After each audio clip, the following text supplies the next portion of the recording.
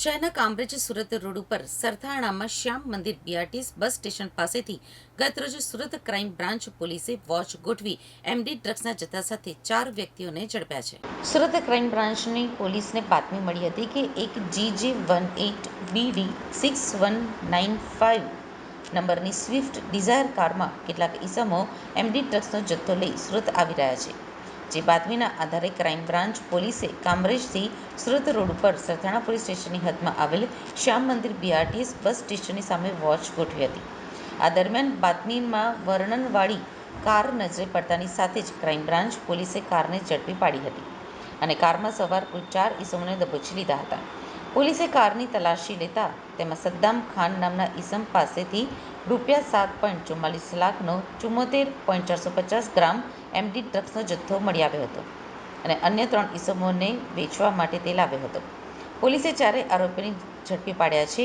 પોલીસે તેઓની પૂછપરછ કરતા પંકજ કુમાર નંદલાલભાઈ પાસવાન, સરફરાઝ ઉર્ફે રોમિયો સફરુદ્દીન અંસારી, રોહન કુમાર કિશોરભાઈ રાઠોડ અને જગતજીવન ચિત્રસેન રાઉત હોવાની ઓળખ આપી હતી।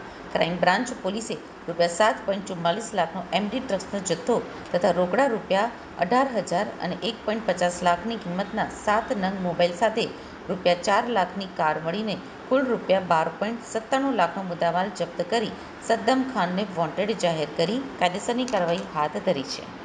નો ડ્રગ્સ ઇન સુરત સિટી અન્વયે સુરત ક્રાઇમ બ્રાન્ચની ટીમ સતત જે ડ્રગ્સ વેચવાવાળા પેડલરોથી લઈ ટોપ ટુ બોટમ થિયરી હેઠળ અલગ અલગ લોકોને આઈડેન્ટિફાઈ કરી સતત એમની વિરુદ્ધ કાર્યવાહી કરી રહી છે।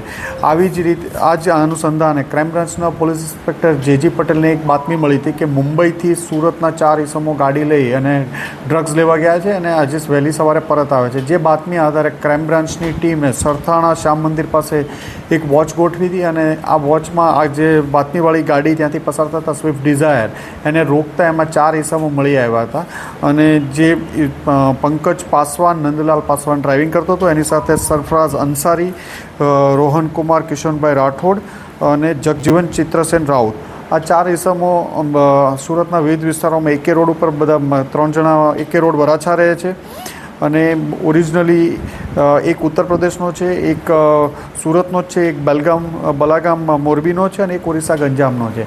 આમના કબજામાંથી 75 ગ્રામ જેટલું એમડી મળી આવ્યું છે જેની કિંમત ₹7.5 લાખ જાય।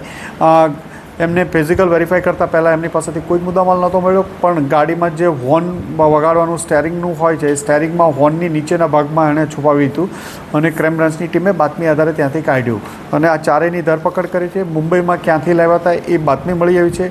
અગાઉ પણ આ લોકો 3 ટ્રીપ મારી ચૂક્યા છે। અહીંયા ક્યાંથી લાવતા હતા, કોને કોને આપતા હતા, આ દિશામાં પણ તપાસ ચાલી રહી છે।